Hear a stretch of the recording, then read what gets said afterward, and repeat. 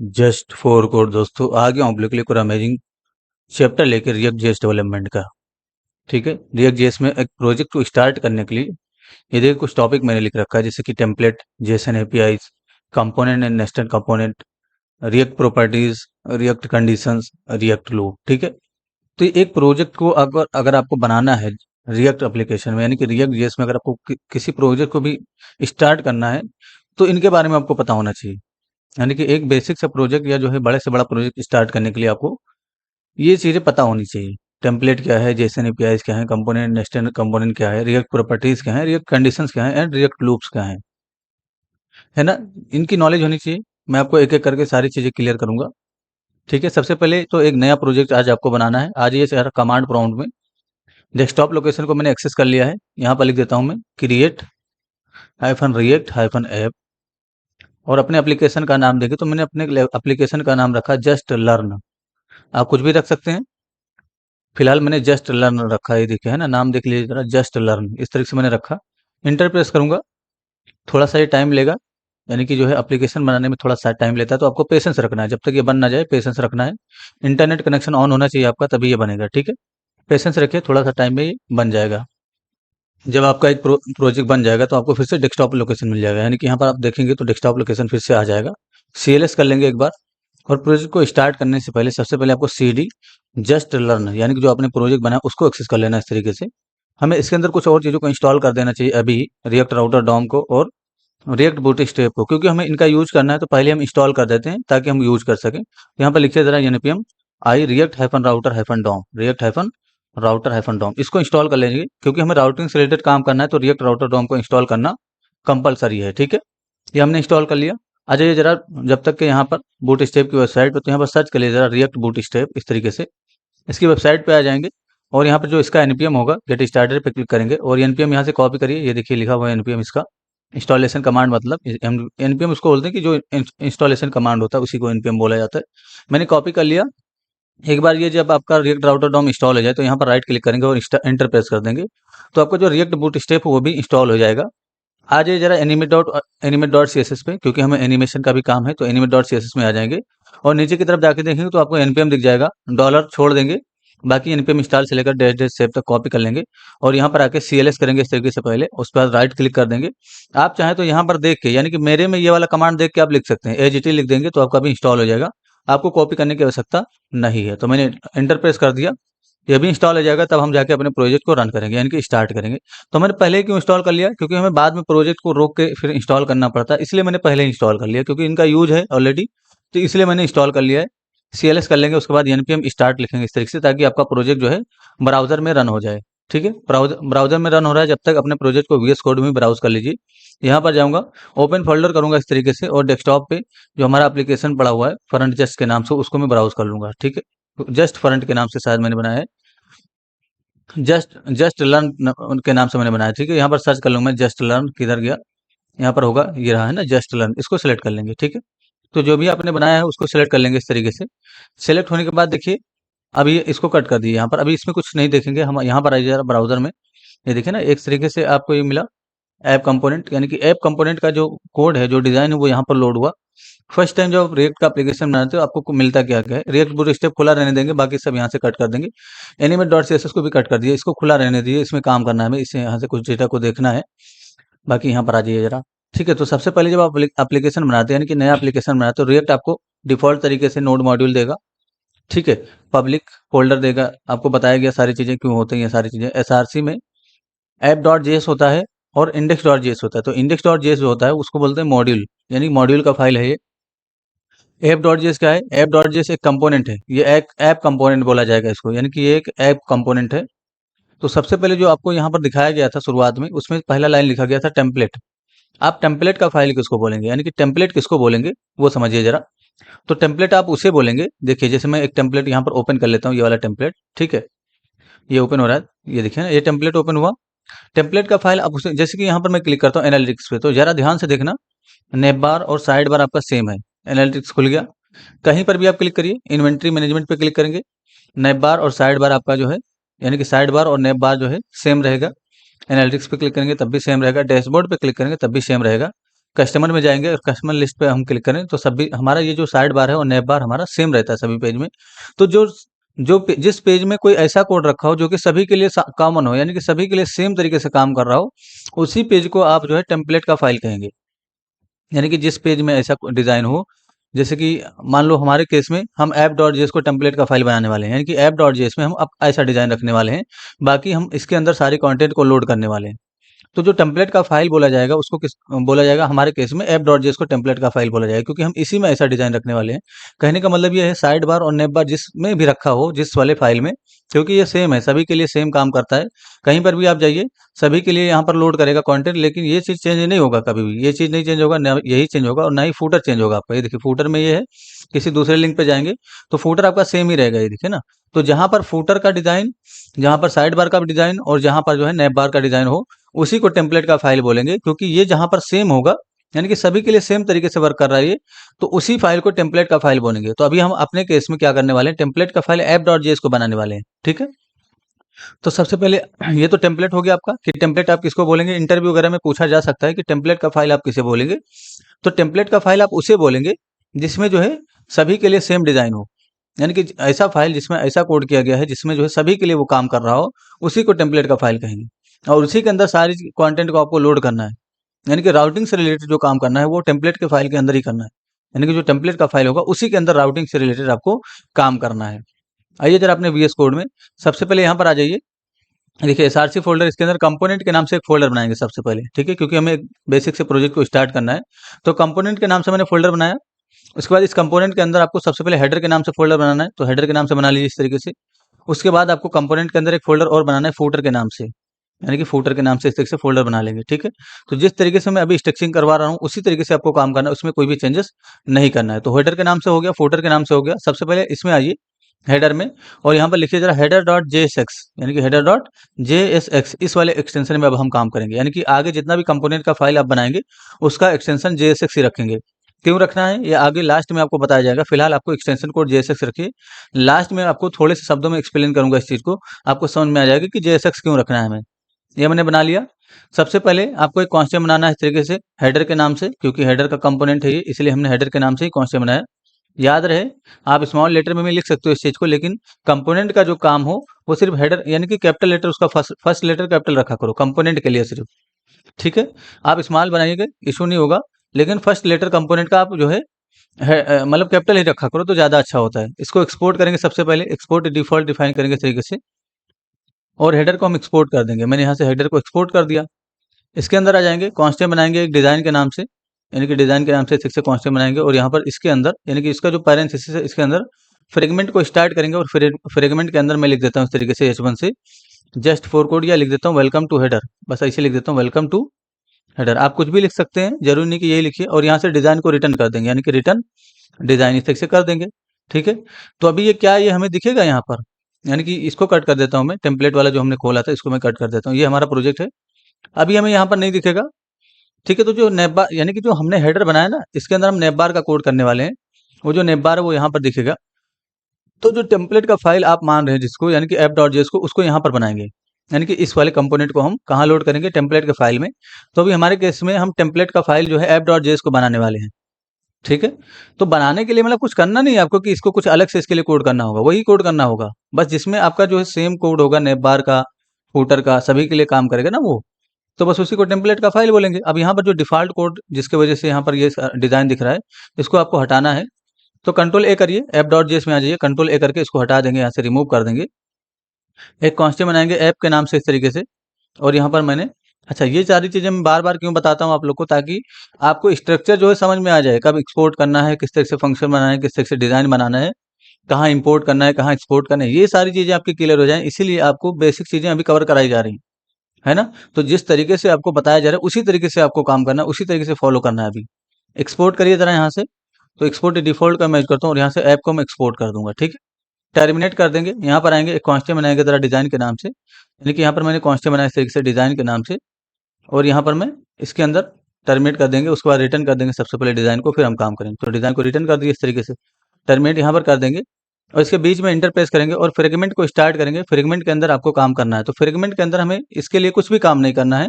हमें ये जो हेडर हमने बनाया ना हेडर डॉट जेएसएक्स, इसी को हमें यहाँ पर दिखाना है, यानी कि यहाँ पर इंपोर्ट करके दिखाना है। तो सबसे पहले उस फाइल को इंपोर्ट कर लीजिए। यहाँ पर लिखेंगे इस तरीके से इंपोर्ट हेडर, यानी कि क्या लिखेंगे, इंपोर्ट हेडर। और कहाँ से, फ्रॉम कंपोनेंट फोल्डर के अंदर से हेडर फोल्डर, और हेडर फोल्डर के अंदर से हेडर डॉट जेएसएक्स, इसको हमने इंस्टॉल मतलब यहाँ पर इंपोर्ट कर लिया। यहाँ पर आएंगे इस तरीके से हेडर वाला कंपोनेंट इस तरीके से यूज कर लेंगे, ठीक है। तो जो आपका हेडर है वो दिख जाएगा आपको यहाँ पर, यानी कि ब्राउजर में जाके देखेंगे तो वेलकम टू हेडर दिख जाएगा। इसी तरीके से आइए जरा यहाँ पर एक और फाइल बनाइए फूटर के अंदर, यानी कि जो फूटर उसके उस पर क्लिक करेंगे इस तरीके से, और फूटर डॉट जेएसएक्स इसके नाम से फाइल बना लेंगे। तो फूटर डॉट जेएसएक्स बनाइए इस तरीके से। कांस्टेंट बनाएंगे सबसे पहले इस तरीके से फूटर के नाम से। तो मैंने फूटर के नाम से इसे कांस्टेंट बनाया। यहाँ पर मैंने इसको सबसे पहले एक्सपोर्ट कर देना है, तो एक्सपोर्ट डिफॉल्ट का यूज करेंगे इस तरीके से, और यहाँ पर एक्सपोर्ट कर देंगे फूटर को। तो फूटर को एक्सपोर्ट कर दीजिए, टर्मिनेट कर देंगे। उसके बाद इसके अंदर आ जाएंगे, कांस्टेंट बनाएंगे, यानी कि एक कांस्टेंट बनाएंगे डिज़ाइन के नाम से, और उसी डिज़ाइन को आपको यहाँ से रिटर्न करना है। डिज़ाइन के नाम से मैंने कांस्टेंट बनाया। इसके अंदर फ्रेगमेंट को स्टार्ट करेंगे इस तरीके से, और फ्रेगमेंट को क्लोज करेंगे। बीच में आ जाएंगे और यहाँ पर लिख देंगे हम H1 से वेलकम टू फूटर, ठीक है, वेलकम टू फुटर। अभी हम वेलकम टू फुटर लिख रहे हैं, लेकिन बाद में इसमें इसमें बड़ा डिजाइन होगा। अभी यहाँ पर छोटा डिजाइन किया जा रहा है, एक ही लाइन का कोड किया जा रहा है, लेकिन बाद में यहाँ पर मल्टीपल डिजाइन के कोड होंगे, ठीक है। ये जो डिजाइन है इसके यहाँ से रिटर्न करिए, तो रिटर्न नहीं करेंगे तो वो दिखेगा नहीं। मैंने यहाँ से रिटर्न कर दिया, टर्मिनेट कर दूंगा मैं। इस फोल्डर को भी हमें इसी पेज में दिखाना है, यानी कि जो हमारा टेम्पलेट वाला फाइल होगा, और इसी के बीच में सारा कंटेंट लोड करना है, ठीक है। तो फोल्डर को भी यहाँ पर इंपोर्ट कर लेंगे इस तरीके से, यानी कि यहाँ पर डिफाइन करेंगे इस तरीके से import footer, import footer from component folder के अंदर से फुटर फोल्डर, और फुटर फोल्डर के अंदर से फुटर डॉट जेएस। तो इसको कैसे भी आप इंपोर्ट कर सकते हो ऊपर नीचे, इसमें कुछ भी सोचना नहीं है आपको, ठीक है। चाहे आप फुटर को ऊपर कर लीजिए या हेडर को ऊपर कर लीजिए, यूज यहाँ पर करना है। जैसे आप यूज करेंगे वैसे ही दिखेगा। जैसे मैं नीचे अगर फुटर का यूज करूंगा तो नीचे दिखेगा, अगर मैं फुटर का यूज ऊपर की तरफ करूंगा तो फुटर हमारा ऊपर दिखेगा। जैसे मैंने नीचे यूज किया है तो यहाँ पर देखेंगे तो फुटर हमें नीचे दिखेगा, लेकिन इसी लाइन को अगर मैं ऊपर कर दूं तो यहाँ पर आपको जो फुटर है वो ऊपर की तरफ दिखेगा, दिखे ना, वेलकम टू फुटर ऊपर तरफ दिखा, ठीक है। तो फिलहाल इसको मैं नीचे ही कर देता हूँ। अब हमें यहाँ पर डिज़ाइन बनाना है, यहाँ पर इतना ही नहीं लिखना है, ठीक है। अभी मैं थोड़ी देर में फिर से समझाता हूँ कि टेम्पलेट का फाइल क्यों बोलेंगे इस चीज़ को। पहले तो आपको यहाँ पर नेम बार बनाना है, यानी कि जहाँ पर हेडर डॉट जेएक्स है ना, जेएसएक्स है, आपने यहाँ पर लिखा था ये वेलकम टू हेडर। यहाँ पर आपको ये डिज़ाइन नहीं चाहिए, हमें एक नेम बार चाहिए यहाँ पर। तो नेम बार बनाने के लिए सबसे पहली चीज़ देखिए, जो आपने बूट स्टेप इंस्टॉल किया था ना, बूट स्टेप का जो सीएसएस फाइल है वो कहाँ इंपोर्ट करेंगे वो देखिए जरा। तो बूट स्टेप का सीएसएस फाइल इंपोर्ट करना है आपको ऐप डॉट जेएस में। अब ऐप डॉट जेएस में क्यों इंपोर्ट करेंगे, इससे पहले भी हमने इंपोर्ट किया था, तो हमने जो है कहीं और इंपोर्ट किया था, नेटबॉट डॉट जेएस में किया था, है ना। लेकिन ऐप डॉट जेएस में जब आप बूटस्ट्रैप का सीएसएस का फाइल इंपोर्ट कर देंगे तो वो हेडर डॉट जेएस के लिए भी काम करेगा, फुटर डॉट जेएसएक्स के लिए भी काम करेगा, और जितना भी फाइल बनाएंगे आगे उस सभी के लिए वो काम करेगा। यहाँ पर अगर आपने इंपोर्ट कर दिया तो ऐसा फाइल जो सभी के लिए काम करने वाला है, जैसे कि बूटस्ट्रैप तो सभी के लिए काम करने वाला है, इसीलिए बूटस्ट्रैप का जो सीएसएस फाइल होगा वो यहाँ पर इंपोर्ट करके हम लोड कर देंगे ऐप डॉट जेएस के अंदर, यानी कि जो टेम्पलेट का फाइल होगा उसी के अंदर लोड करेंगे, क्योंकि टेम्पलेट के अंदर ही सारा कंटेंट लोड होने वाला है, ठीक है। तो जैसे ही टेम्पलेट के अंदर सारा कंटेंट लोड होगा, बूटस्ट्रैप सभी के लिए वर्क करेगा, ठीक है। अगर आपने यहाँ पर बूटस्ट्रैप का सीएसएस फाइल लिंक किया तो आप सिर्फ इसी में यूज कर पाएंगे, अगर आपने यहाँ पर लिंक किया तो यहाँ पर यूज कर पाएंगे, आप दूसरे फाइल में यूज नहीं कर पाएंगे। तो बूटस्ट्रैप का जो सीएसएस का फाइल है वो यहाँ पर इंपोर्ट करेंगे ऐप डॉट जेएस के अंदर, और एनिमेट को भी आपने इंस्टॉल किया था, उसका भी सीएसएस का फाइल यहीं पर इंपोर्ट करेंगे, ठीक है। तो सबसे पहले यहाँ पर आ जाइए जरा, बूटस्ट्रैप को इंपोर्ट करना है। जब एनिमेशन का काम लगेगा तब हम एनिमेशन को इंपोर्ट करेंगे। इस तरह से लिखिए जरा, इंपोर्ट बूटस्ट्रैप इस तरह से डिफाइन करेंगे, और यहाँ पर फिर से लिखेंगे डिस्ट फोल्डर, यानी कि इंपोर्ट बूटस्ट्रैप फ्रॉम डिस्ट फोल्डर से, और डिस्ट फोल्डर के अंदर से सीएसएस फोल्डर, सीएसएस फोल्डर के अंदर से बूटस्ट्रैप डॉट मिन डॉट सीएसएस, इस फाइल को आपको इंपोर्ट करना है, डॉट मिन डॉट सीएसएस। ध्यान से देखिए जरा कौन सा फाइल है, डॉट मिन डॉट सीएसएस। तो ऑलरेडी ये नोड मॉड्यूल फोल्डर के अंदर है, मैंने आपको पहले भी दिखा दिया इस चीज को, ठीक है। इसको यहाँ पर इंपोर्ट इसलिए करेंगे ताकि ये सभी के लिए काम करे। अभी हमें क्या करना है, एक नेप बार को डिजाइन यहाँ पर बनाना है, यानी कि नेप बार का डिजाइन यहाँ पर करना है। तो नेप बार डिजाइन करने के लिए बूटस्ट्रैप की वेबसाइट पे जाइए, कंपोनेंट में जाएंगे, और कंपोनेंट के अंदर जाके देखें, देखिए नीचे की तरफ नेप बार्स आपको दिख जाएगा। जैसा नेप बार चाहिए उसका डिजाइन आप ले लीजिए। जैसे अगर आपको इस तरीके का नेप बार चाहिए तो ये वाला डिजाइन ले लेंगे, अगर आपको इस तरीके से नेप बार चाहिए, ये वाला नेप बार, तो आप ये डिजाइन ले लेंगे। अगर आपको इस तरीके का नेप बार चाहिए, तो जैसा भी आपको नेप बार चाहिए, और ये सही भी है, आप कॉपी कर सकते हो, यानी कि अगर आपको बूटस्ट्रैप आती है पहले से तो आप यहाँ से हिंट ले सकते हो कि क्या नेप बार बनाने के लिए क्या क्या आपको यूज करना है। तो देखिए ये वाला हमें नेप बार बनाना है, इस तरीके के ड्रॉप डाउन वाला, इसलिए हम क्या करेंगे, ये वाला लेंगे। तो नेप बार देखिए, रिटर्न कीवर्ड यहाँ पर लगा हुआ है, रिटर्न कीवर्ड के बाद जो नेप बार टैग स्टार्ट होगा, और देखिए लास्ट में नेप बार टैग क्लोज हुआ है यहाँ पर, ठीक है। तो जहाँ से स्टार्ट हुआ रिटर्न के बाद और जहाँ पर क्लोज हो वहाँ से लेकर पूरा कोड कॉपी कर लेंगे। मैंने कॉपी कर लिया, और यहाँ पर जहाँ पर HTML लिखा हुआ था यहाँ से इसको रिप्लेस कर देंगे इसके जगह पे, ठीक है। ये हो गया। इसको ऊपर की तरफ यहाँ पर मैंने इस तरीके से डिफाइन किया। अच्छा, इसको अभी रन करेंगे तो आपको कॉमन सा एरर मिलेगा। क्या एरर मिलेगा वो देखिए सबसे पहले। यानी कि आइए जरा ब्राउज़र में, तो आपको एरर मिलेगा यहाँ पर, navbar is not define, container is not define, navbar is not define, navbar not define, navbar not define, इस तरीके का एरर मिल रहा है। क्योंकि ये बूटस्ट्रैप का कंपोनेंट है। ये बूटस्ट्रैप का कंपोनेंट है, तो जब कंपोनेंट का आप यूज़ कर रहे हैं, बूटस्ट्रैप के कंपोनेंट का यूज़ करेंगे तो आपको इसको इंपोर्ट करना होगा बूटस्ट्रैप के अंदर से, ठीक है। यानी कि जो रिएक्ट बूटस्ट्रैप आपने मॉड्यूल है आपका, उसके अंदर से ये सारे कंपोनेंट आपको इंपोर्ट करने होंगे, क्योंकि ये जो है कंपोनेंट है आपका, ये कंटेनर कंपोनेंट है, नेब बार कंपोनेंट है, नेब एक कंपोनेंट है ना। तो आपको इंपोर्ट करना होगा, तो यहीं पर इंपोर्ट करिए जरा इसके ऊपर, यानी कि जो हेडर है इसके ऊपर यहाँ पर इंपोर्ट डिफाइन करेंगे इस तरीके से। और यहाँ पर इस तरीके से लिखेंगे नेब बार, तो नेब बार लिखेंगे। और यहाँ पर देखिए ये वाला जो हिंट आपको दिखेगा नेब बार वाला, रिएक्ट बूट स्टेप यहाँ पर सामने दिखेगा इस तरीके से। इस पे आप इंटर प्रेस करेंगे तो ये देखिए है ना, आपको वो लोकेशन यहाँ पर आ जाएगा, import navbar from react hyphen bootstrap. तो आप चाहें तो इस तरीके से देख के भी लिख सकते हैं ये चीज़, यानी कि आपको इस तरीके से देख के लिख लेना है, अगर आपके आप में हिंट नहीं आ रहा है तो। मैं यहाँ पर इंटर प्रेस कर देता हूँ, यहाँ पर भी इंटर प्रेस कर दूंगा क्योंकि मुझे मल्टीपल कंपोनेंट को इंपोर्ट करना है। नेब बार हो गया। उसके बाद आपको कंटेनर को इंपोर्ट करना है, तो यहाँ पर लिखेंगे इस तरीके से कंटेनर। यानी कि तो कैसे पता चलेगा कि क्या क्या आपको इंपोर्ट करना है। देखिए जिसमें भी कैपिटल लेटर में फर्स्ट लेटर होगा, जैसे नेब बार में देखिए एन कैपिटल है तो ये एक कंपोनेंट है, कंटेनर में सी कैपिटल है इसका मतलब ये कंपोनेंट है, नेब बार में फिर से एन कैपिटल है। तो एक बार आपने नेब बार को इंपोर्ट कर लिया, अब दोबारा नेब बार को इंपोर्ट करने की आवश्यकता नहीं है। तो जिसको भी आपने एक बार इंपोर्ट कर लिया है उसको आप चाहें तो मल्टीपल टाइम यूज कर सकते हैं आसानी से। नेब है, नेब में देखिए एन कैपिटल, इसका मतलब ये भी एक कंपोनेंट है, तो नेब को भी इंपोर्ट करिए इस तरीके से। यहाँ पर नैब को इंपोर्ट कर लेंगे। अच्छा, रन करेंगे तो जो इसमें से बच गया होगा, सपोज करो आपने कहीं ध्यान नहीं दिया, कुछ छूट गया आपसे, तो आपको एरर मिल जाएगा यहाँ पर, जैसे एग्जैक्ट वही एरर मिलेगा। देखिए nav dropdown is not defined, यानी कि जो आपने यहाँ पर नैब ड्रॉप डाउन यूज किया वो अनडिफाइंड बताया गया। तो आपको यहाँ पर बस उसको इंपोर्ट कर लेना है, वो ऑटोमेटिक आ जाएगा। तो इससे लिखिए जरा नैब ड्रॉप डाउन, ये भी इंपोर्ट हो जाएगा, अब कोई भी एरर नहीं मिलेगा आपको। और यहाँ पर देखेंगे तो आप रिलोड कर दिए एक बार, मैंने रिलोड किया इस तरीके से, देखिए रिएक्ट बूट स्टेप इस तरीके से आ गया, और होम लिंक ड्रॉप डाउन इस तरीके से बन गया ये, यानी कि नेब बार बन गया ये, ठीक है। तो अगर आपको इसका कलर वगैरह चेंज करना है, मैं आपको बताऊंगा कैसे कलर चेंज करना है। बूट स्टेप का ही क्लास यूज कर सकते हैं यहाँ पर, जैसे यहाँ पर देखिए बॉडी है ना, ये सब लिखा हुआ है, ये नेब बार है आपका, इसमें आप बीजी वगैरह डिफाइन कर सकते हैं। मैंने बीजी हाइफन बीजी डेंजर अगर डिफाइन किया इस तरीके से, देखता हूँ कि कलर आता है कि नहीं। तो बीजी हाइफन डेंजर होता है। यहाँ पर जाके देखेंगे, रिलोड करूंगा एक बार, ठीक है, कलर नहीं आया। ठीक है, मैं आपको बताऊंगा कैसे कलर आएगा, मेरे ख्याल से इसमें आएगा कलर। हाँ ठीक है, चलिए इसको छोड़िए अभी, इस पे काम मत करिए अभी। कलर वगैरह मैं आपको कैसे चेंज करना है वो सारी चीज़ें बताऊंगा फिलहाल। अभी हमें काम करना क्या है, करना यह है कि ये जो होम लिंक ड्रॉप डाउन दिखा इसको राइट साइड में भेजना है। तो राइट साइड में भेजने के लिए आपको ये आपको नीचे की तरफ आएंगे जरा, तो देखिए नैब टैब जो आपको दिखा है, नैब टैग, इसके अंदर देखेंगे मी ऑटो लिखा हुआ है, इसको आपको जस्टिफाई कंटेंट डिफाइन करना है। तो इसलिए जरा justify hyphen content hyphen end ये डिफाइन कर देंगे, तो ये इंड में चला जाएगा। अगर आप टेस्टिंग करेंगे रिलोड करके तो देखिए अभी नहीं गया ये, क्यों नहीं गया, क्योंकि इसका जो विद होता है ना बाय डिफॉल्ट इसका फिट कंटेंट होता है, तो इसका विद आपको बढ़ाना होगा। तो इसका विद यहीं पर आप जो है बूटस्ट्रैप का क्लास होता है W-100, उसका यूज करके विद बढ़ा सकते हो। इसका मतलब हो गया विद 100%। तो जैसे ही स्नैप का विद 100% होगा, ये जो आपका कंटेंट है सारा इसके अंदर वो राइट साइड में चला जाएगा। ये देखिए ना यहाँ पर आ गया इस तरीके से ड्रॉप डाउन। अभी हमें ड्रॉप डाउन नहीं चाहिए, तो ड्रॉप डाउन यहाँ से हटा दीजिए जरा, यानी कि फिलहाल हम ड्रॉप डाउन नहीं बनाएंगे, बाद में ड्रॉप डाउन का कोड लेंगे हम, ठीक है। तो आपका नेप ड्रॉप डाउन कहाँ से स्टार्ट हुआ, ये देखिए यहाँ पर नेप ड्रॉप डाउन स्टार्ट हुआ, इसको मिनिमाइज करिए इस तरीके से, और जो भी नेप ड्रॉप डाउन का कोड है वो हटा देंगे।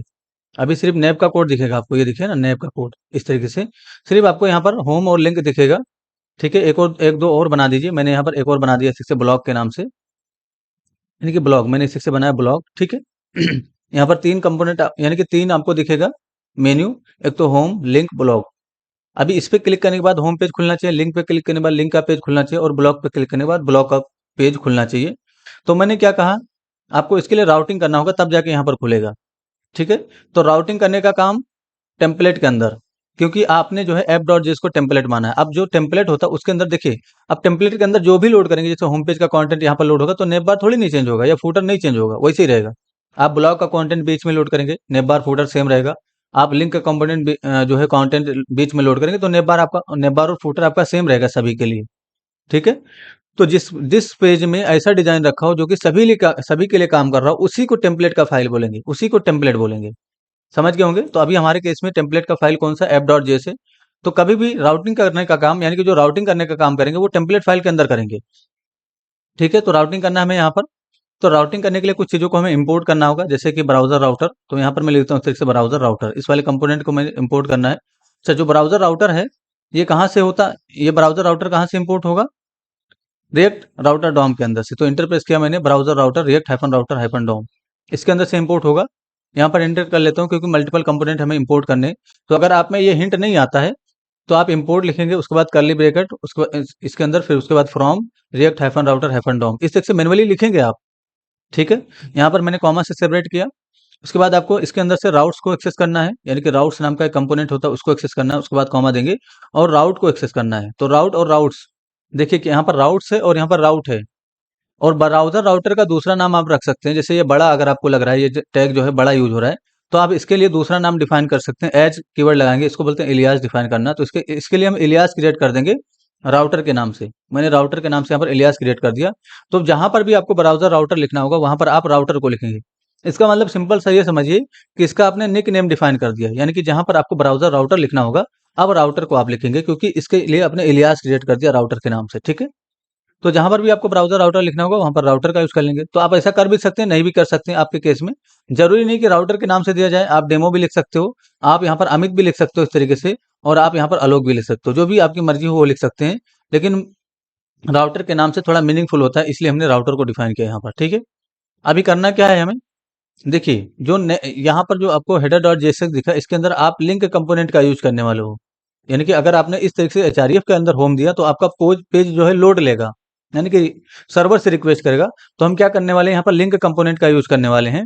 इसीलिए यहाँ पर ध्यान में रखेंगे कि जब भी आपको यहाँ पर देखिए हेडर डॉट जेएसएक्स जो है वो इसके अंदर होना चाहिए, ब्राउज़र राउटर के अंदर, यानी कि जो ब्राउज़र राउटर है या राउटर के अंदर होना चाहिए। तो अभी हम ब्राउज़र राउटर को एज अ राउटर पढ़ेंगे यहाँ पर। ठीक है, तो ये जो हेडर है, ये राउटर के अंदर होना चाहिए, क्योंकि इसके अंदर लिंक कंपोनेंट आप यूज़ करेंगे। तो इससे पहले मैंने बताया था कि लिंक कंपोनेंट हम यहाँ पर यूज़ करते हैं तो वो एरर देगा। तो किसी तरीके से, किसी भी तरीके से आपको ये जो लिंक कंपोनेंट यहाँ पर हम यूज़ करने वाले हैं वो राउटर के अंदर होना चाहिए, यानी कि जो ब्राउज़र राउटर है इसके अंदर होना चाहिए। ठीक है, तो सबसे पहले आपको राउटर को ही स्टार्ट करना है यहाँ पर, यानी कि यहाँ पर इस तरह से राउटर को स्टार्ट करेंगे और राउटर को क्लोज कर लेंगे। अब जो हेडर का कोड है और जो फूटर का कोड है, दोनों को यहाँ पर कंट्रोल एस करिए, इसके बीच में रख दीजिए। ठीक है, यहाँ पर ये हो गया। अब जो कंटेंट लोड होने वाला है वो आप इसके बारे में सोचना है आपको यहाँ पर, यानी कि कंटेंट लोड होना, जैसे कि हम लिखते थे ना राउट्स के अंदर राउट, फिर राउट के अंदर एलिमेंट डिफाइन कर सकते, क्या लोड होगा उसके लिए, क्या क्लिक करने पे क्या खोलेगा, वो सब डिफाइन करते थे। तो हेडर के नीचे वो सारा चीज दिखेगा, यानी कि जो लोड होने वाला आपका बीच में, जैसे होम पे आपने क्लिक किया तो होम पेज जो लोड होगा वो हेडर के नीचे दिखेगा, इस नेप बार के नीचे ही दिखेगा ना, ये जो नेप बार आपने बनाया। तो इस नेप बार के नीचे आप काम करेंगे। राउटर राउटर राउटर के अंदर नेप बार हेडर को क्यों रखा गया, क्योंकि जो है हेडर के अंदर, यानी कि जो हेडर डॉट जेएसएक्स, इसके अंदर हम लिंक नाम का कंपोनेंट यूज करने वाले हैं। अभी हमने यूज नहीं किया, थोड़ी देर में यूज करेंगे हम, इसलिए हमने राउटर के अंदर इसको रखा। अब सबसे पहले आपको ये डिसाइड करना है कि जो कंटेंट आपका लोड होगा वो यहाँ से दिखेगा, जैसे वेलकम टू फुटर यहाँ से दिख रहा है। अगर आप चाहते हो कि जो कंटेंट है आपका वो यहाँ से दिखे, जैसे कि देखिए रिएक्ट बूट स्टेप यहाँ से दिख रहा है, यहाँ से, तो ये कंटेनर के अंदर रखा गया। अगर आप ध्यान से देखेंगे यहाँ पर, तो एक कंटेनर के अंदर रखा गया। तो मैं भी चाहता हूं कि जो भी हमारा कंपोनेंट यहाँ पर लोड हो, यानी कि जो भी हम होम पे क्लिक करें तो होम अगर लोड हो हमारा, तो यहाँ से लोड होके दिखे हमें, यानी कि यहाँ से स्टार्ट हो, ये ना कि यहाँ से स्टार्ट हो। ठीक है, तो इसके लिए क्या करेंगे, हम यहाँ पर एक कंटेनर बनाने वाले हैं, यानी कि app.js के अंदर यहाँ पर सबसे पहले कंटेनर आप बना देंगे इस तरीके से। ठीक है, तो कंटेनर देखिए इस तरीके से लिखेंगे कंटेनर, तो हिंट मिलेगा आपको यहाँ पर रिएक्ट बूट स्टेप के अंदर से इंपोर्ट हो जाएगा। अगर इंपोर्ट नहीं होगा तो इंटर प्रेस कर देंगे। तो देखिए अभी तक इंपोर्ट नहीं था, ये इंपोर्ट हो गया। यहाँ पर कहाँ इंपोर्ट हुआ, ये देखिए ना, यहाँ पर आपका इंपोर्ट हो गया रिएक्ट कंटेनर, यानी कि रिएक्ट बूट स्टेप के अंदर से ये कंटेनर इंपोर्ट हो गया। तो अगर आपका इंपोर्ट नहीं हुआ तो सबसे पहले इंपोर्ट कर लेंगे उसको, तब यूज करेंगे यहाँ पर। ऐसा नहीं कि डायरेक्ट यूज कर रहे हो आप, इंपोर्ट नहीं किया आपने तो इंपोर्ट कर लेंगे इस तरीके से। देखिए इंपोर्ट हो गया कंटेनर और यहाँ पर हमने यूज कर लिया। अब इसके अंदर सबसे पहले आपको राउट्स को डिफाइन करना है, यानी कि जो राउट्स है उसको डिफाइन करना है इस तरीके से। ठीक है, राउट्स को क्लोज करेंगे और राउट्स के अंदर होता है आपका राउट, तो राउट को भी यहाँ पर डिफाइन करिए इस तरीके से और राउट को भी क्लोज कर देंगे।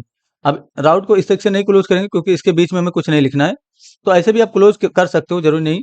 लेकिन इसके बीच में जब कुछ लिखना रहे तब इस तरीके से क्लोज करो, अदरवाइज आप शॉर्ट हैंड टेक्निक का यूज करो इस तरीके से क्लोज करने का, यानी कि इस तरीके से आप इसको क्लोज कर दो राउट को। ठीक है, यहाँ पर मैंने इस तरीके से क्लोज कर दिया। इसके बीच में सबसे पाथ नाम का कंपोनेंट यूज, यानी कि पाथ नाम का प्रॉपर्टी यूज करते थे। तो देखिए यहाँ पर लिखा हुआ है ना रिएक्ट प्रॉपर्टीज, यहाँ पर लिखा गया रिएक्ट प्रॉपर्टीज, तो इसी को बोलते हैं रिएक्ट की प्रॉपर्टीज। जैसे पाथ नाम का प्रॉपर्टी आपने, तो उसको रिएक्ट में प्रॉपर्टीज बोलते हैं। तो दूसरा टॉपिक ये है आपका रिएक्ट प्रॉपर्टीज। ठीक है, अभी हम आएंगे जेसन एपीआई वगैरह पे। टेम्पलेट आप समझ गए होंगे, टेम्पलेट का फाइल किसको बोलेंगे, जिसमें जो है ऐसा डिजाइन रखा हो जो कि सभी के लिए कॉमन हो, तो उसी को टेम्पलेट का फाइल बोलेंगे। ठीक है, जैसे कि हमारे केस में app.js है। रिएक्ट प्रॉपर्टीज का मतलब ये हो गया कि आपने प्रॉपर्टीज, रिएक्ट में इसको प्रॉपर्टीज बोलते हैं, एट्रीब्यूट नहीं बोलेंगे। इसके अंदर आपको, ये मैं चाहता हूँ कि जब यानी कि लोकल होस्ट 3000 का रिक्वेस्ट हो, तो फर्स्ट टाइम जब इसका रिक्वेस्ट हो तो हमारा होम पेज लोड हो, इसलिए पाथ में हम फॉरवर्ड स्लेश का सिंबल देंगे और एलिमेंट का यूज करेंगे इस तरीके से। और एलिमेंट में फिलहाल मैं यहाँ पर h1 का यूज करने वाला हूँ। मैं यहाँ पर डिफाइन करूंगा इस तरीके से, welcome to home page, welcome to home page, इस सेक्शन में डिफाइन कर दिया। तो अभी होम पेज जब आपका लोड होगा इस तरीके से देखेंगे अगर आप, तो यहाँ पर वेलकम टू होम पेज दिखेगा। यानी कि आइए जरा ब्राउजर में, ये देखिए वेलकम टू होम पेज दिखा। तो ये वेलकम टू होम पेज यहाँ से दिखने का रीजन यही है कि आपने जो है कंटेनर के अंदर रखा है। अगर ये कंटेनर के अंदर नहीं होता तो डायरेक्ट ये यहाँ से स्टार्ट होता। ठीक है, अभी हम फूटर को हटा देंगे, फूटर को अभी हम हटा देंगे, जब डिजाइन करेंगे तब यूज करेंगे। तो फिलहाल यहाँ से फूटर को हटाइए, तो ये जो फूटर का कंपोनेंट है बस यहाँ से हटा दीजिए इस तरीके से, वो ऑटोमेटिक हट जाएगा। ये देखिए फूटर आपको नहीं दिखेगा, अब ये दिखा। ठीक है, उसके बाद हमें लिंक के लिए बनाना, ब्लॉक के लिए बनाना है, तो बस इसी को कॉपी कर लीजिए जरा। कॉपी आप लोग नहीं करेंगे, आप लोग लिखेंगे। फिलहाल मैंने कॉपी किया और यहाँ पर लिंक के नाम से मैं डिफाइन करता हूँ इस तरीके से। इसके नीचे ब्लॉक के नाम से डिफाइन करता हूँ, यानी कि ब्लॉग यहाँ पर डिफाइन कर दूंगा। और वेलकम टू लिंक यहाँ पर डिफाइन कर देता हूँ इस तरीके से, और यहाँ पर वेलकम टू ब्लॉग डिफाइन कर देता हूँ, यानी कि वेलकम टू ब्लॉग, इस मैंने डिफाइन किया। अगर टेस्टिंग करेंगे तो अभी आपको कुछ नहीं दिखेगा। अगर आपको लिंक चाहिए तो यहाँ पर फॉरवर्ड स्लेश लिख के इस तरीके से लिंक लिख देंगे, तो आपका जो लिंक है वो ओपन हो जाएगा इस तरीके से, वेलकम टू लिंक। इसी तरीके से अगर आपको ब्लॉग देखना है तो ब्लॉग लिखिए इस तरीके से, वेलकम टू ब्लॉग एक्सेस हो जाएगा। लेकिन मैं चाहता हूँ इस पर क्लिक करने के बाद ये एक्सेस हो, तो यहाँ पर आ जाइए जरा हेडर डॉट जेएसएक्स में, और देखिए यहाँ पर नेब लिंक डिफाइन है, एचआरईएफ का वैल्यू डिफाइन है, तो यहाँ पर एचआरईएफ का वैल्यू होम कर दीजिए इस तरीके से, यानी कि फॉरवर्ड स्लेश कर दीजिए जब होम लिंक होगा। तो यहाँ पर आप जो है लिंक कर दीजिए इस तरीके से, और यहाँ पर क्या कर देंगे हम, ब्लॉक कर देंगे। तो इस तरीके से जब आप एक्सेस करेंगे तो क्या प्रॉब्लम होगा कि ये सर्वर से रिक्वेस्ट करेगा। देखिए एचआरईएफ के अंदर डिफाइन किया ना आपने, इसलिए ये सर्वर से रिक्वेस्ट करेगा। अभी हम रिलोड करेंगे इस चीज को, वैसे रिलोड करने की आवश्यकता नहीं है। इस पे क्लिक करेंगे, ये देखिए होम पेज दिखा, इस पे क्लिक करेंगे लिंक दिखेगा, और इस पे क्लिक करेंगे तो ब्लॉग दिखेगा। ठीक है, लेकिन देखिए जरा ध्यान से, आपका जो लोडर है वो लोड होता है, यानी कि सर्वर से रिक्वेस्ट करता होता है यहाँ पर जब क्लिक करते हैं। तो जिस केस में आपका लोडर लोड हो रहा है वो सही नहीं होता रिएक्ट के लिए, यानी कि कैसे भी करके आपको लोडर यहाँ पर लोड नहीं होने देना है, क्योंकि आप रिएक्ट के अंदर काम कर रहे हो। और रिएक्ट के अंदर अगर आपका लोडर लोड हो रहा है, फिर आप रिएक्ट में काम करने का मतलब क्या है फिर, है ना। तो इसको यानी कि लोडर हमारा लोड एक्सेस ना हो, इसके लिए हमें लिंक कंपोनेंट मिलता है, यानी कि लिंक के नाम से कंपोनेंट मिलता है, उसका यूज करना है। तो ये तीनों लाइन यहाँ से हटा दीजिए, हमें लिंक कंपोनेंट का यूज करना है। तो सबसे पहले लिंक कंपोनेंट को आपको इंपोर्ट करना होगा। तो यहाँ पर अगर मैं इस तरह से लिखता हूँ लिंक, है ना, तो देखिए मुझे हिंट मिल जाएगा यहाँ पर रिएक्ट राउटर डॉम के अंदर से, इंटर प्रेस कर दूंगा तो ये हमारा लिंक जो है यहाँ पर इंपोर्ट हो गया होगा। ये देखिए लिंक इंपोर्ट हो गया। लेकिन सपोज करो आपके केस में इंपोर्ट नहीं हुआ, तो सबसे पहले क्या करेंगे, यहाँ पर लिखने से पहले आप यहाँ पर जाएंगे इस तरीके से और इंपोर्ट कर लेंगे, इंपोर्ट लिंक इस तरीके से लिखेंगे ना, इंपोर्ट लिंक यहाँ पर डिफाइन करिए इस तरीके से, रिएक्ट राउटर डॉम, यानी कि import link from react hyphen router hyphen dom, इसके अंदर से इंपोर्ट कर लेंगे। और यहाँ पर आपको लिंक कंपोनेंट का इस तरीके से यूज करना है। मैंने डिफाइन किया, लिंक को इस तरीके से क्लोज कर लेंगे, और इसके बीच में जो भी लिखना है आपको यहाँ पे लिखिए। मैंने पहले होम लिखा इस तरीके से, ठीक है, यहाँ पर अच्छा देखेंगे तो यहाँ पर आपको होम दिखेगा इस तरीके से, यानी कि एक ही होम दिखा। अब ये डिजाइन होकर दिखे, इसके लिए क्या करेंगे, इसके अंदर क्लास नेम के नाम से प्रॉपर्टी होता है, उसको लगाएंगे। नेम हाइफन लिंक नाम का क्लास अगर आप लगाते हैं, बूट स्टेप में ये क्लास होता है, आप लोगों ने पहले भी पढ़ा होगा नेम लिंक, तो ये डिजाइन हो जाएगा। देखेंगे तो ये देखिए डिजाइन हो गया। ठीक है, अब इसके बगल में आपका जो है लिंक वाला दिखना चाहिए, तो इसको कॉपी पेस्ट कर लेता हूँ और यहाँ पर मैं लिंक को डिफाइन कर देता हूँ इस तरीके से, लिंक। तो यहाँ पर लिंक दिखेगा इस तरीके से, ये देखिए लिंक आ गया। इसके नीचे अगर आपको ब्लॉग दिखाना डिफाइन करना है तो ब्लॉग को भी डिफाइन कर देंगे इस तरीके से, यानी कि यहाँ पर हमने लिख दिया इस तरीके से ब्लॉग, ये हो गया। यहाँ पर तो ये यहाँ पर ब्लॉग दिखेगा। अभी इस पे क्लिक करेंगे तो कुछ खुलेगा नहीं, क्योंकि अभी आपने यहाँ पर कुछ डिफाइन नहीं किया कि इस पे क्लिक करने के बाद क्या खुलेगा। तो इस पे क्लिक करने के बाद क्या खुलेगा वो यहाँ पर आपको डिफाइन करना है, टू नाम का प्रॉपर्टी यूज करना है इस तरीके से, यानी कि यहीं पर मैं यूज कर लेता हूँ टू नाम से प्रॉपर्टी। और यहाँ पर आपको डिफाइन करना है कि जब आपका जो है होम पेज पे क्लिक होगा तो फॉरवर्ड स्लैश यहाँ पर डिफाइन करेंगे, ताकि home page dot JS sorry home page का कंपोनेंट लोड हो जाए। उसके बाद दूसरे में टू लगाइए, और यहाँ पर आपको डिफाइन करना होगा इस तरीके से कि स्लैश ब्लॉग, दो सॉरी स्लैश लिंक है दूसरा, तो मैंने यहाँ पर लिंक डिफाइन कर दिया। और तीसरे में टू नाम का जो कंपोनेंट, टू नाम का प्रॉपर्टी लगाएंगे, सॉरी प्रॉपर्टी होता है ये। ठीक है, तो मेरे मुंह से कभी कभी कंपोनेंट निकल जा रहा है, तो ये प्रॉपर्टी होता है, इतना आपको सेंस होना चाहिए। अगर मैं यहाँ पर इसको कंपोनेंट भी बोल देता हूँ तो आपके अंदर सेंस होना चाहिए इस चीज को समझने का कि ये प्रॉपर्टी है। ठीक है, यहाँ पर मैंने ब्लॉक को एक्सेस कर लिया इस तरीके से। ठीक है, आइए जरा यहाँ पर रिलोड करेंगे। अभी हम क्लिक करेंगे होम पे, तो यहाँ पर होम पेज दिखेगा, लिंक पे क्लिक करेंगे लिंक दिखेगा, और ब्लॉग पे क्लिक करेंगे तो ब्लॉग दिखेगा। ठीक है, अब यहाँ पर बड़े से बड़ा कोड लोड करेंगे हम, फिलहाल अभी हम टेस्टिंग कर रहे हैं। ठीक है, तो हमारा राउटिंग से रिलेटेड काम हो गया, यानी कि राउटिंग से रिलेटेड काम हो गया यहाँ पर। अब हमें क्या करना है, अब देखिए कुछ और चीज़ों पे काम करना आपको, जैसे जेसन एपीआईज़ क्या होता है वो समझना होगा आपको, ठीक है? तो राउटिंग आपका बन गया, तो जेसन एपीआई किसके लिए बनाना है आपको? जेसन एपीआई बनाने की आवश्यकता क्या है? वो उसका बेनिफिट क्या है वो आपको आगे समझ में आएगा जब हम काम कर लेंगे तब। तो फिलहाल जिस तरीके से आपको समझाया जा रहा है उसी तरीके से काम करिए। जैसे कि हमें जेसन एपीआई इसके लिए बनाना है, मेन्यू के लिए। यानी कि मेन्यू के लिए हमें जेसन एपीआई बनाना है, तो मेन्यू के लिए ही जेसन एपीआई क्यों बनाना है, ये आपको थोड़ी देर में समझ में आ जाएगा। सबसे पहले जेसन एपीआई बना लीजिए ज़रा इसके लिए। तो जेसन एपीआई क्या है? कुछ नहीं, नॉर्मल एक अरे ऑफ ऑब्जेक्ट बनाएँगे, ठीक है? प्योर जेसन में, उसी को बोलते हैं जेसन एपीआई। अभी जब बनाएँगे तो आपको समझ में आ जाएगा। अब इसके लिए क्यों बनाना है वो आपको आगे समझ में आएगा जब बना लेंगे तब। तो जेसन एपीआई हमें मेन्यू के लिए बनाना है, यानी कि जो मेन्यू तो जो आपका रिएक्ट होता है ना उसके अंदर आपको देख के पता होना चाहिए, यानी कि आप देख के जजमेंट कर पाएंगे किसके लिए हमें जेसन एपीआई बनाना है और किसके लिए जेसन एपीआई नहीं बनाना है। अब बनाने का फायदा क्या होता है वो आप समझ पाएंगे थोड़ी देर में। फिलहाल आ जाइए जरा, ये जो एसआरसी फोल्डर है, राउटिंग का काम अगर आपका कंप्लीट हो गया तभी अब एसआरसी फोल्डर के अंदर आएंगे, नहीं तो पूरा काम कंप्लीट करिए अच्छे से। अगर यहाँ पर लोडर वगैरह हो रहा है तो उसको सही से कर लेंगे। कोई इशू है करने में तो आप हमें मैसेज करेंगे, मैं आपकी हेल्प करूंगा उसमें। यहाँ पर आइए जरा, एसआरसी जो फोल्डर है इसके अंदर आएंगे और यहाँ पर एक और फोल्डर बनाएंगे जेसन एपीआई के नाम से। जरूरी नहीं कि जेसन एपीआई के नाम से ही बनाया जाए, किसी भी नाम से बनाया जा सकता है। तो मैंने जेसन हाइफन एपीआई रखा क्योंकि इसके अंदर जेसन एपीआई से रिलेटेड कोड रखने वाला हूँ मैं। कंपोनेंट के बाहर मैंने बनाया, ध्यान से देखिए जरा। कंपोनेंट के बाहर मैंने जेसन एपीआई को बनाया है, ठीक है? इसके अंदर आएंगे, सबसे पहले आपको इसके अंदर एक फाइल बनाना है मेन्यू डॉट जेसन के नाम से, यानी कि मेन्यू डॉट जेसन इसके नाम से फाइल बनाना है इस तरीके से, ठीक है? मेन्यू डॉट जेसन में आपको मेन्यू से रिलेटेड काम करना है। तो हमें मल्टीपल मेन्यू है, जैसे कि अगर आपका यहाँ पर मल्टीपल मेन्यू, होम है, लिंक है, ब्लॉग है और भी है, तो यहाँ पर आपको एरे ऑफ ऑब्जेक्ट बनाना होगा। अगर इस तरीके से आपने ऑब्जेक्ट को डिक्लेयर किया, जैसे कि पहले मैं लेबल डिफाइन किया इस तरीके से, है ना? यहाँ पर अच्छा, यहाँ पर जो मेन्यू लेबल मैंने डिफाइन किया इस तरीके से, और यहाँ पर मैं इसका वैल्यू डिफाइन कर देता हूँ होम, मैंने होम लिखा।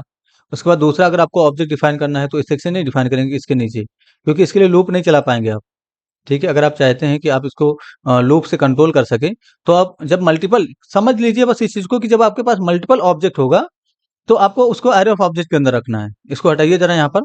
एरे ऑफ ऑब्जेक्ट बनाने के लिए आपको सबसे पहले एरे का सिंबल देना है इस तरीके से, और उसके बाद इसके अंदर ऑब्जेक्ट बनाते हैं, ठीक है?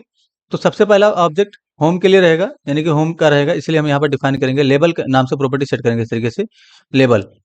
अच्छा, एक और चीज़ कभी भी ध्यान रखेंगे कि जो इसके अंदर, यानी कि प्योर जेसन के अंदर अभी आप काम करो, तो लेबल में फिलहाल मैंने होम रखा, मैं समझाता हूँ आपको ये चीज़। तो जब भी आप प्योर जेसन के अंदर काम करेंगे, देखिए प्योर जेसन का फाइल है ये, तो यहाँ पर जो लेबल यानी कि जो प्रॉपर्टी होगा, ये प्रॉपर्टी होता है, ये वैल्यू होता है। तो दोनों ही डुअल कोड से लॉक होंगे आपके, यानी कि प्रॉपर्टी भी डुअल कोड से लॉक होगी और जो है जो आपका वैल्यू होगा वो भी डुअल कोड से लॉक होगा, ठीक है? तो याद रखना इस चीज़ को, आपसे इंटरव्यू वगैरह में पूछा जा सकता है, आपको कॉपी पेन दे देंगे, बोलेंगे कि प्योर जेसन में आप जो है एक ऑब्जेक्ट बनाइए।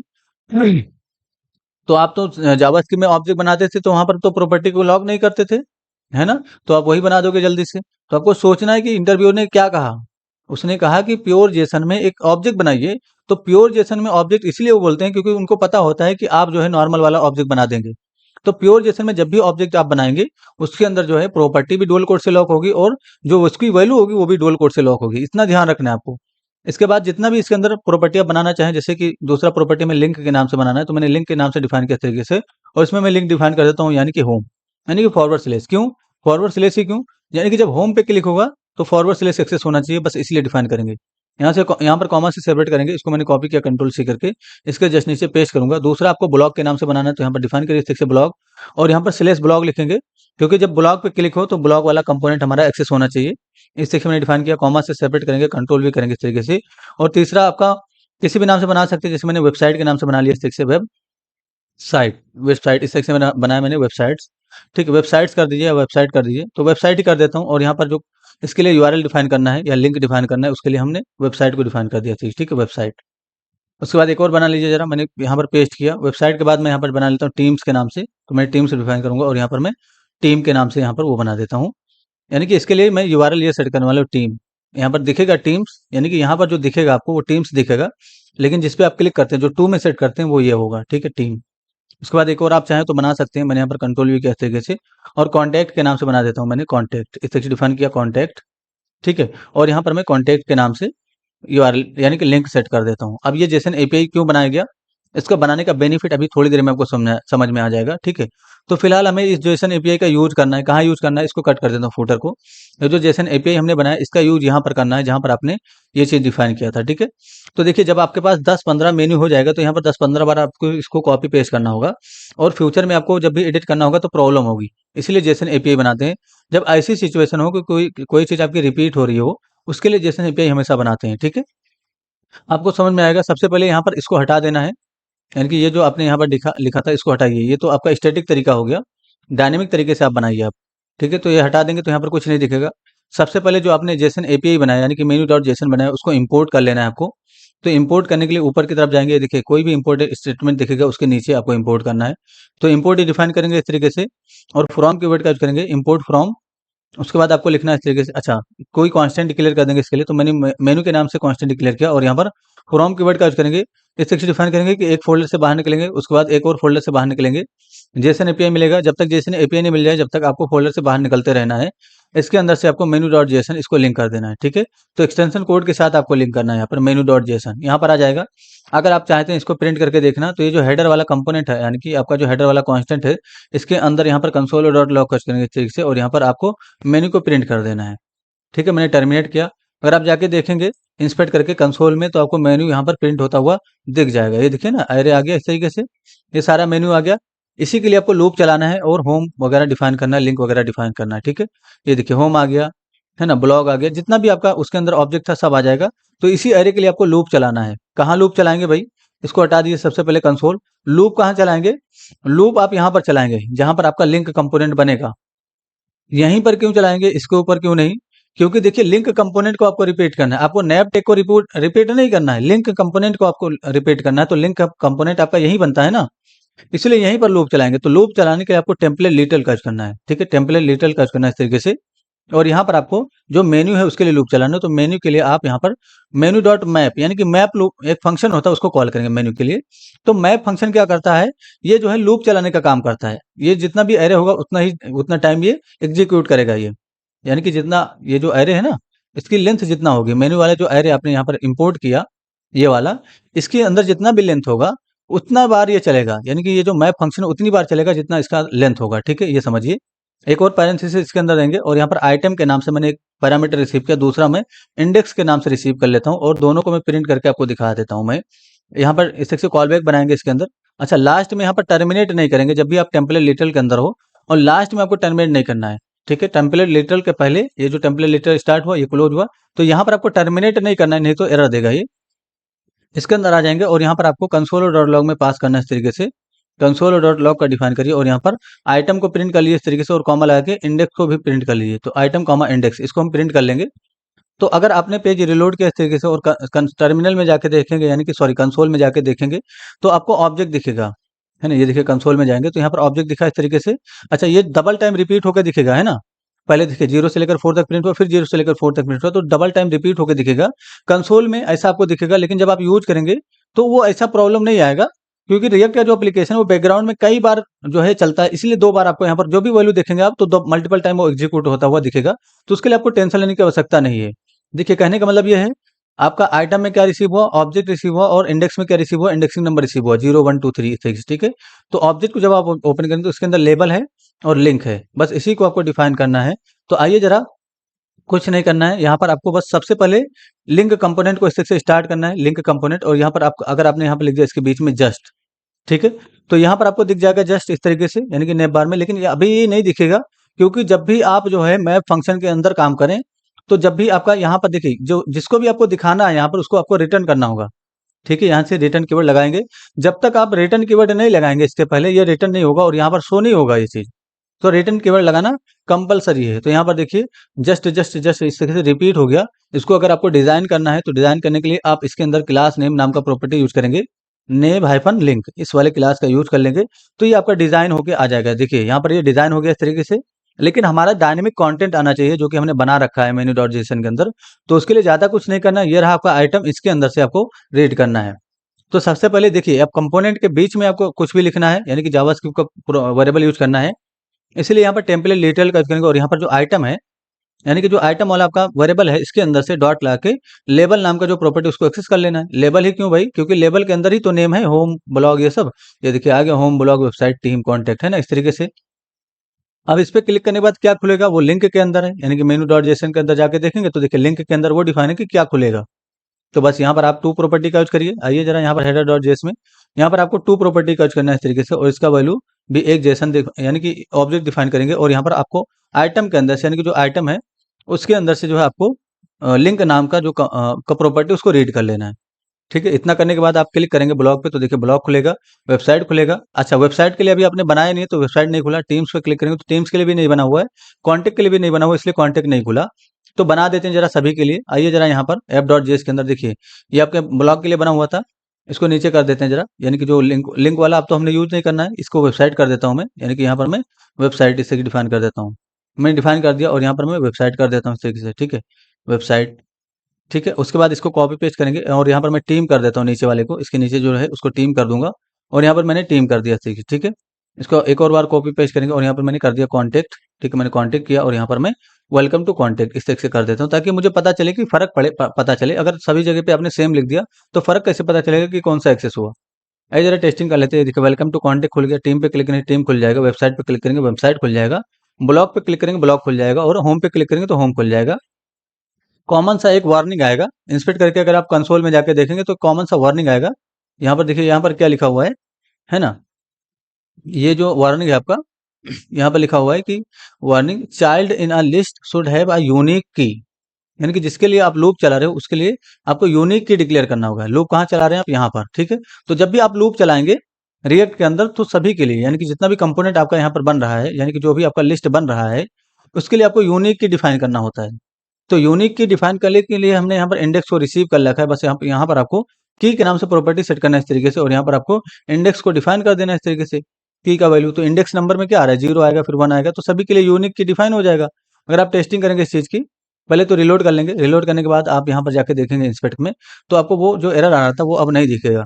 यहाँ पर इंस्पेक्ट करके जाइए जरा कंसोल में, ये देखिए अब वो एरर, सॉरी वो एरर नहीं था, वो वार्निंग था, वो अब आपको नहीं दिखेगा। ठीक है, ये हो गया।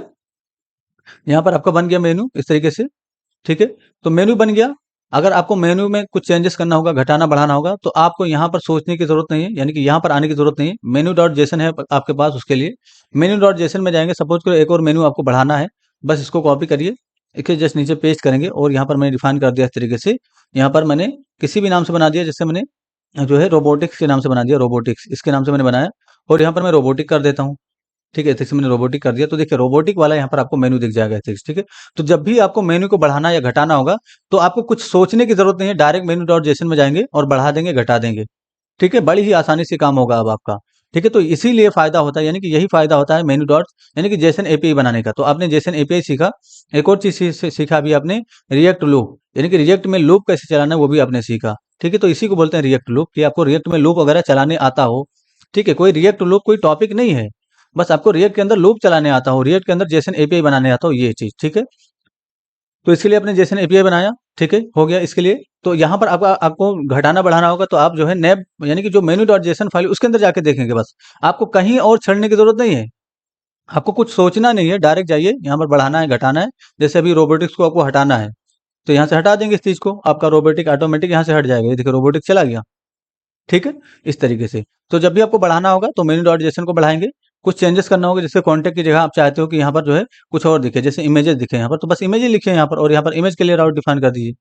ठीक है, यहाँ पर तो इमेजेस यहाँ पर दिखेगा इस तरीके से। ठीक है, तो मैं कॉन्टेक्ट ही कर देता हूँ, फिलहाल आपको समझाना था। तो मेनू डॉट जेसन बनाने का यानी कि जेसन एपीआई बनाने का बेनिफिट क्या होता है कि आप जो है फ्यूचर में आपका जो, देखिए जितना भी आप कॉम्प्लेक्स, जितना भी आप जो है आप चाहे सिंपल कर सकते हैं अपने प्रोजेक्ट को, ये आपके ऊपर टोटली डिपेंड होता है।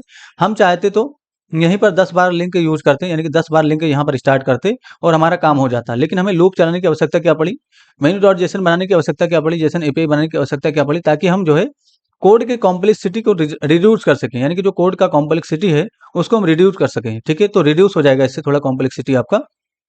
देखिए थोड़ा-सा प्रोनाउंस करने में मुझे इश्यू होता है, ठीक है? तो कॉम्प्लेक्सिटी कॉम्प्लेक्सिटी, ठीक है? समझ लीजिए आप लोग, ठीक है?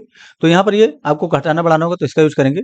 अच्छा, एक और चीज़ हमें मेनू डॉट जेसन बनाना चाहिए एक और फाइल के लिए, जैसे कि जिस भी वेबसाइट के लिए आप काम कर रहे हैं, यानी कि जिस भी कंपनी के लिए आप काम कर रहे हैं, उससे उसके लिए उससे रिलेटेड आपको इन्फॉर्मेशन आपको दिया जाएगा, कि कंपनी का नाम क्या है, कंपनी का ईमेल क्या है, कंपनी का मोबाइल क्या है ना, इस तरीके का इन्फॉर्मेशन।